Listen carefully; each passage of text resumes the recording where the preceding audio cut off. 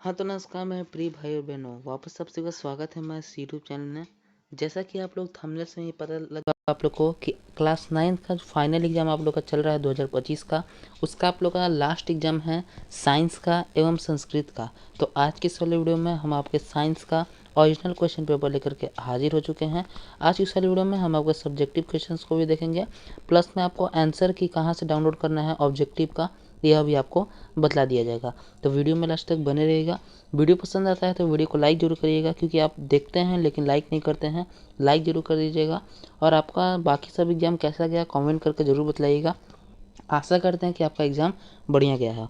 उसी तरह से यह भी एग्ज़ाम आपका बढ़िया जाएगा जब आप इस प्रश्न पत्र को पूरी तरह से याद करके जाइएगा। तो चलिए फटाफट से हम लोग वीडियो की शुरुआत करते हैं। जो भी लोग चैनल पर नए होंगे चैनल को सब्सक्राइब कर लीजिए, क्योंकि अब आप लोग का क्लास 10 का जो भी सिलेबस होगा उसको कंप्लीट करवाया जाएगा। आपको हर एक चीज़ को टॉपिक वाइज हर बढ़िया तरीके से समझाया जाएगा। इसलिए चैनल को आप लोग सब्सक्राइब कर लीजिए तथा बिहार बोर्ड का आने वाला हर अपडेट आप लोग को मिलते रहेगा। ठीक है, तो फटाफट से हम लोग वीडियो की शुरुआत करते हैं। तो देखिए आप लोग को तो ये तो बेसिक चीज़ मालूम होगा कि 80 नंबर का आपका सोशल साइंस का एवं साइंस का एग्जाम होता है 80 नंबर का, जिसमें आप लोग का 20 नंबर आपके विद्यालय से प्रैक्टिकल का होता है। इसलिए आप लोग का इसमें 40 का ऑब्जेक्टिव रहेगा 40 नंबर का, और 40 नंबर का सब्जेक्टिव रहेगा। तो हम आपको ऑब्जेक्टिव क्वेश्चंस को नहीं दिखलाने वाले हैं। वैसे आप देख सकते हो ऑब्जेक्टिव क्वेश्चन आप लोग को 80 मिलेगा, जिसमें से 40 करना रहेगा। ठीक है, तो इसका आंसर की कहाँ से प्राप्त होगा, तो उसके लिए आपको व्हाट्सएप चैनल एवं टेलीग्राम चैनल को ज्वाइन करना होगा, जिसका लिंक आपको डिस्क्रिप्शन बॉक्स में प्राप्त हो जाएगा। वहीं पे आप लोग जाकर के ज्वाइन कर लीजिएगा। तो ऑब्जेक्टिव वहीं पे आपको आंसर की प्रोवाइड करवा दिया जाएगा। हम डायरेक्ट सब्जेक्टिव के आंसर की ओर बढ़ते हैं, इससे आपका भी समय बचेगा। तो देखिए आप लोग का सब्जेक्टिव यहाँ से शुरू होता है खंड ब सेक्शन बी भौतिक शास्त्र, जिसमें आपका भौतिकी, केमिस्ट्री यानी रसायन और जीव विज्ञान यानी बायोलॉजी का अलग अलग रहता है क्वेश्चन। और इसमें आप लोग का फिजिक्स में आप देख सकते हैं लघु उत्तरीय प्रश्न में 8 में से 4 बनाना रहता है। यही सिस्टम आप लोग का केमिस्ट्री में भी रहता है और बायोलॉजी में भी रहता है। आप क्वेश्चंस देख सकते हैं, यही आपको क्वेश्चन है। हम डायरेक्ट आपको इनके आंसर्स को करवाते हैं। तो देखिए आप लोग का फिजिक्स का पहला क्वेश्चन था कि जड़त्व, लघु उत्तरीय प्रश्न में कि जड़त्व का नियम क्या है, इसे किसने प्रतिपादित किया था।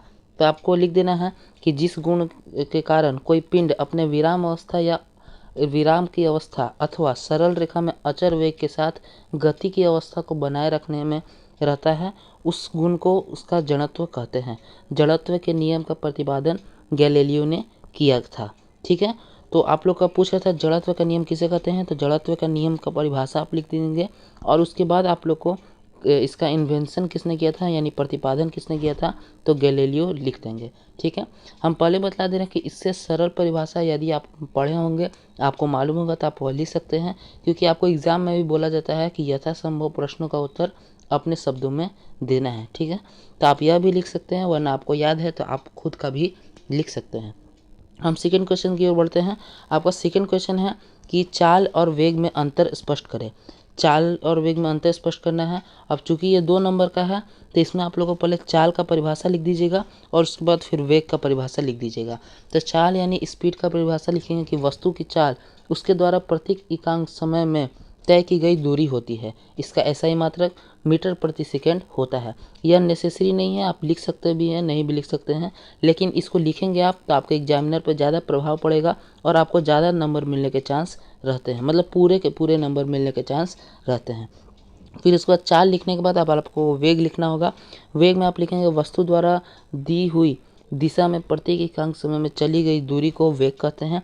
इसका SI मात्रक मीटर प्रति सेकेंड होता है। ठीक है, इस तरह से आप लोग चाल और वेग में अंतर लिख देंगे और दूसरा क्वेश्चन भी आप लोग का हो गया। हम तीसरे क्वेश्चन की ओर बढ़ेंगे। तीसरा क्वेश्चन आप लोग का है कि एक समान वृत्तीय गति एवं त्वरित गति, क्या एक समान वृत्तीय गति एक त्वरित गति है, यहाँ पे पूछा जा रहा है। तो आप लिखेंगे हाँ, एक समान वृत्तीय गति में वेग की सिर्फ दिशा में परिवर्तन होता है, वहीं वेग का परिणाम में और उसके बाद लिखा गया है परिवर्तन होता है और वेग का परिणाम नहीं बदले, इसके लिए त्वरण की दिशा वेग की दिशा में अभिलंब होगी। ठीक है, उसके बाद फिर आपका चौथा नंबर क्वेश्चन है और आपका फिजिक्स के लघु उत्तरीय का यह लास्ट क्वेश्चन है, क्योंकि आपको लघु उत्तरीय में 8 में से 4 बनाना रहता है। तो यह आपका चौथा क्वेश्चन है, जिसमें आपसे पूछ रहा है पास्कल का नियम पास्कल का नियम क्या है, पास्कल के नियम के बारे में आप लोग को लिखना है। तो आप लिखेंगे पास्कल का नियम कहता है कि जब किसी प्रतिदुग्ध तरल पदार्थ के किसी भी बिंदु पर दाब के वृद्धि होती है तो पात्र के प्रत्येक अन्य बिंदु पर भी दाब के समान वृद्धि होती है। इस प्रकार से आपका 8 में से 4 हो गया फिजिक्स का लघु उत्तरीय प्रश्न। अब हम चलते हैं इसके दीर्घ उत्तरीय प्रश्न की ओर। तो देखिए फिजिक्स का दीर्घ उत्तरीय प्रश्न में आप लोग को कहा रहा था कि न्यूटन के द्वितीय गति नियम से बल, द्रव्यमान और त्वरण के बीच संबंध स्थापित करें।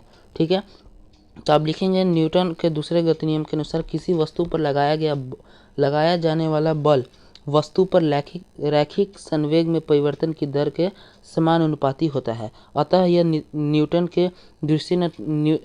के दूसरे गति के नियम से स्पष्ट होता है कि बल, द्रव्यमान और त्वरण के गुणनफल के बराबर होता है। ठीक है, तो ये आपसे संबंध पूछ रहा था, तो आप पहले न्यूटन का द्वितीय गति नियम लिख देंगे और आप लिख देंगे कि अतः इससे सिद्ध होता है, स्पष्ट होता है कि बल, द्रव्यमान और त्वरण का गुणनफल बराबर होता है। ठीक है, तो इस प्रकार से आपका फिजिक्स पूरी तरह से क्लियर हो गया, क्योंकि 4 हमने इसका लघु बता दिया और एक दीर्घ आपको बनाना रहता है तो एक दीर्घ बता दिया। अब चलते हैं हम लोग केमिस्ट्री की ओर। आपका केमिस्ट्री में है रसायन शास्त्र लघु उत्तरीय प्रश्न। इसमें भी आप लोग को 8 में से 4 प्रश्न बनाना रहता है, जिसमें आपका पहला प्रश्न है कि किसी द्रव्य की गुप्त ऊष्मा क्या है। तो आपका इसका परिभाषा लिखना होगा कि द्रव्यमान पर किसी पदार्थ के ठोस अवस्था से द्रव अवस्था में परिवर्तित होने वाली जितनी ऊष्मा अवशोषित होती है उसे द्रव्यमान की गुप्त ऊष्मा कहते हैं। मतलब कि आपसे पूछ रहा है कि कोई भी जो ठोस पदार्थ होगा, ठोस पदार्थ, उसको द्रव अवस्था में परिवर्तित होने के लिए जितना उसको टेम्परेचर चाहिए, जितना उसे ऊष्मा अवशोषित करेगा वही उसका गुप्त ऊष्मा कहलाएगा। जैसे कि आप लोग का लोहा हो जाएगा, लोहा मान के चलिए 1600 डिग्री पर पिघलना शुरू होता है, तो पहले तो लोहा सॉलिड रहता है यानी ठोस रहता है, और उसको लिक्विड में यानी तरल पदार्थ में कन्वर्ट करने के लिए उसको 16 डिग्री सेल्सियस ऊष्मा की आवश्यकता होती है। यही लोहा की आपका गुप्त ऊष्मा होगा। ठीक है, तो आशा करती हैं आप समझ गए होंगे। चलते हैं हम अगले क्वेश्चन की। आपका अगला क्वेश्चन है 12 नंबर क्वेश्चन कि गैस के दाब से आप क्या समझते हैं। तो बर्तन की दीवारों पर प्रति एकांक क्षेत्रफल पर गैसों के कणों द्वारा आरोपित बल गैस का दाब कहलाता है। ठीक है, चलते हैं नेक्स्ट क्वेश्चन की ओर। आपका नेक्स्ट क्वेश्चन है क्वेश्चन नंबर 13 कि असंतृप्त विलयन क्या है। काफ़ी सिंपल क्वेश्चन है कि जिस विलयन में नमक या कोई, यहाँ पे आप नमक की जगह पे कोई पदार्थ लिख सकते हैं, नमक या कोई विलय पदार्थ घुल जाता है, उससे हम लोग उस विलयन को असंतृप्त घुल नहीं पाता है, या माफ़ करिएगा मिस प्रिंटिंग हुआ है कि घुल नहीं पाता है, उसे असंतृप्त विलयन कहते हैं। ठीक है, देखिए संतृप्त मतलब होता है कि जैसे एग्जांपल से आप समझिए कि हम एक पानी ले लेते हैं, उसमें नमक डालेंगे, थोड़ा सा ज़्यादा पानी ले लेंगे और थोड़ा सा नमक डालेंगे तो वह आराम से उस पानी में घुल जाएगा, यानी यह हो जाएगा आपका संतृप्त विलयन। ठीक है, अब दूसरा एग्जांपल हम लोग लेंगे। दूसरा एग्जांपल में हम लोग पानी लेंगे, एकदम थोड़ा सा, एकदम ना के बराबर पानी लेंगे।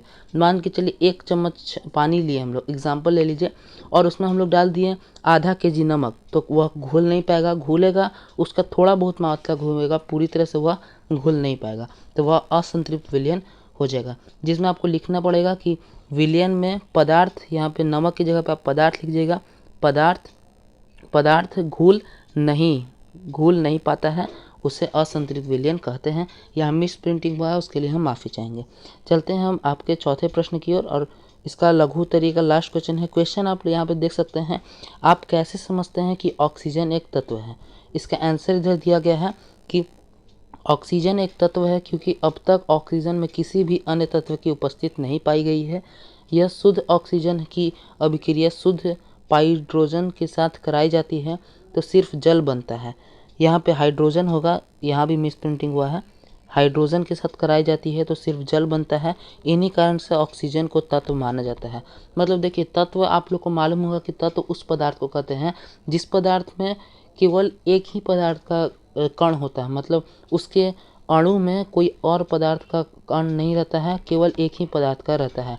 जैसे कि ये ऑक्सीजन में केवल ऑक्सीजन का ही अणु रहेगा, उसमें हाइड्रोजन का अणु नहीं रहेगा, उससे हम लोग कहते हैं तत्व। इसीलिए यहाँ पे लिखा गया है कि तत्व में जब भी पाया गया है तो तत्व में किसी और तत्व की ऑक्सीजन में किसी और तत्व का गुण नहीं पाया जाता है, केवल ऑक्सीजन का गुण पाया जाता है, इसलिए यह तत्व पाया जाता है।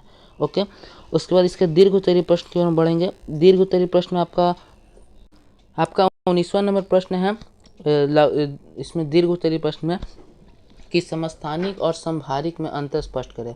तो इसमें पहले आपको समस्थानिक का परिभाषा लिखना होगा, फिर समभारिक का परिभाषा लिखना होगा। तो समस्थानिक की परिभाषा में लिखेंगे हम लोग कि यदि किसी तत्व के परमाणुओं की संख्या बराबर हो तो द्रव्यमान भिन्न हो, तो ऐसा समस्थानिक कहलाता है।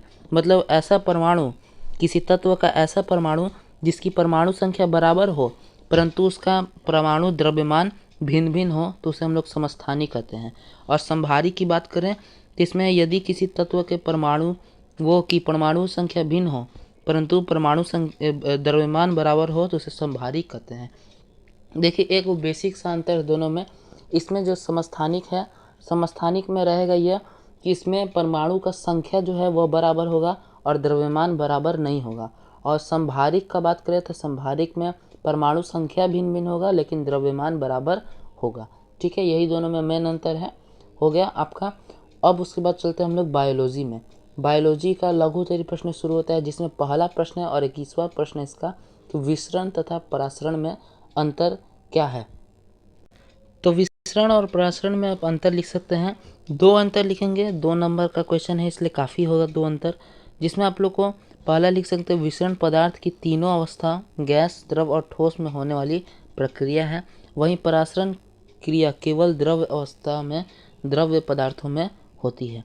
दूसरा अंतर है कि किसी क्रिया में 2 विलयनों या 2 पदार्थों के मध्य कोई रुकावट नहीं होता है विसरण में। और इधर बात करें परासरण में, इस क्रिया में 2 विभिन्न सांद्रण वाले विलयनों के मध्य अर्धपारगम्य झिल्ली का होना आवश्यक होता है। तो इस प्रकार से आप विसरण एवं परासरण में अंतर लिख सकते हैं। अब हम नेक्स्ट क्वेश्चन की ओर बढ़ते हैं। आपका अगला और 22वां नंबर प्रश्न है कि जीन को आनुवांशिक इकाई क्यों कहते हैं। यह जो क्वेश्चन है यह आपका 10th क्लास में भी काफ़ी काम देने वाला है, क्योंकि इसी पे आनुवांशिक जो आपका टॉपिक है इसी पर एक चैप्टर आप लोग को पढ़ना पड़ेगा। तो इसको आपको थोड़ा बढ़िया से पढ़ना पड़ेगा। लेकिन यहाँ क्वेश्चन पूछा है कि जीन को आनुवांशिक इकाई क्यों कहते हैं। तो जीन पैतृक गुणों का वाहक होता है, इसलिए इसे आनुवांशिक इकाई करते हैं। अब ये पैतृक गुण क्या है, तो वैसा गुण जो हमें हमारे माता पिता से प्राप्त होते हैं उसे हम लोग पैतृक गुण कहते हैं। आप भी अपने आसपास में देखे होंगे, आपको कोई ना कोई कहता होगा कि यह बाप से मिलता है या मम्मी से मिलता है या कोई ना कोई रिलेशन से आप लोग को जोड़ा जाता है कि इसका चेहरा इनसे मिलता है। तो वही आपका पैतृक गुण है जो आपके माता पिता से आपको प्राप्त हुआ है। और यह जो पैतृक गुण है यह इसी जीन से आप लोग को प्राप्त हुआ है, तो इसलिए जीन को आनुवांशिकता का इकाई कहते हैं। चलते हैं हम नेक्स्ट क्वेश्चन की ओर। अगला आपका क्वेश्चन है कि तंत्रिका ऊतक के मुख्य कार्यों का उल्लेख करें। तो देखिए, तंत्रिका ऊतक का शरीर की सबसे बड़ी ऊतक होता है और इसे 3 मुख्य भागों में बना है। पहला तंत्रिका, दूसरा रीढ़ की हड्डी और तीसरा मस्तिष्क। तंत्रिका ऊतक का प्राथमिक कार्य उत्तेजनाओं को प्राप्त करना और आवेग को रीढ़ की हड्डी और मस्तिष्क तक भेजना है।